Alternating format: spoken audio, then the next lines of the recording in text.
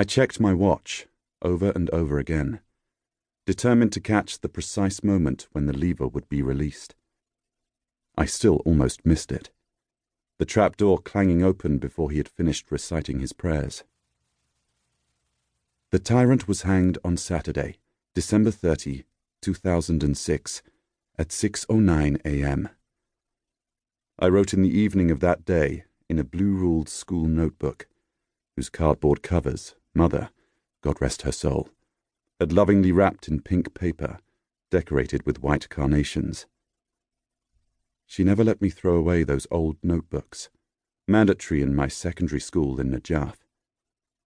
The notes I recorded in them between 2003 and 2006 form the backbone of this account. 3 hours and 10 minutes earlier, at 2:59 a.m. precisely, he had been transferred to Iraqi sovereignty for the first time since his capture, proof of our independence from the American invaders. His transfer came on the heels of a bitter struggle between us and the Occupier, my uncle and mentor said. Did the Occupier agree to the transfer? I asked Uncle. Not at first. They fought hard to delay it. But they caved in, Uncle replied, like they always do. The Prime Minister wanted the hanging to coincide with the day Sunni Muslims celebrated the first of the 4-day Great Feast, and he wanted it to coincide with the day of his son's marriage. All in the government agreed a higher authority had to rule, and so it was. After the Sunni Grand Mufti decreed the first day of the Great Feast to be December 30, 2006, our Shia clerics ruled that a hanging on the day before the Great Feast was permissible, but not on its first day. And so the Prime Minister settled on the earliest hour of the morning of the Great Feast, minutes before sunrise and the start of the Great Feast, as the day of the hanging. Technically, the Tyrant would be hanged and the Prime Minister's son married the day before our Great Feast started.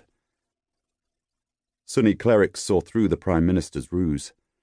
They said the Tyrant, a Sunni, was in fact being executed on a day Sunni Muslims consider a celebration, thus spoiling their feast. Meanwhile, we Shia got to celebrate the day our bitterest enemy had been executed, thus enhancing our celebrations. Thus was the order of the firmament set by the timing of the rising of the sun.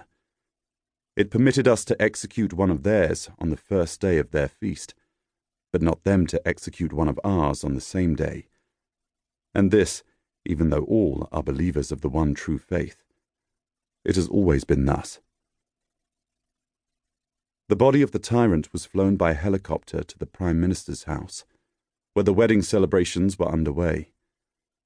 Accompanied by a chanting, delirious crowd, waving Kalashnikovs in the air, the corpse was carried from the helicopter's landing pad to the front door of the house, vacated for the Prime Minister's use by 12 American lieutenant colonels. At the door of the house in which the wedding party was being held, the shroud was peeled back from the Tyrant's face in his coffin, exposing his bruised and broken neck to the frenzied delight of the chanting mob. Our new rulers, including the Prime Minister, are former exiles, returning from cities like London, Tehran, and Damascus. I do not know whether revenge, or blood libel, or communal solidarity was behind the timing of the hanging. Perhaps all of them. There are no written records to support one view or the other. On the contrary, the government and the court were at pains to stress their desire to apply the rule of law, to rob the insurgency of its titular head and prime symbol. The hanging took place in the oldest Shia district of Baghdad, in a former intelligence compound, circled by the winding Tigris on 3 sides, and walled off from the populace by a forbidding concrete wall on the city side, recently topped with bales of barbed wire. Government officials, flanked by the personal guard of which I was a member, met the Black Hawk helicopter, transporting the Tyrant to the compound he had built for the purposes of interrogation torture, and execution.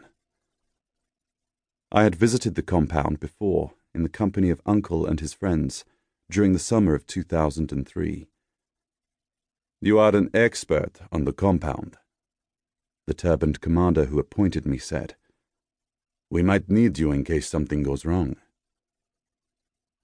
And so he decided I should be on the detail assigned to guard the prisoner from the time of his transfer into Iraqi custody to the moment of his execution.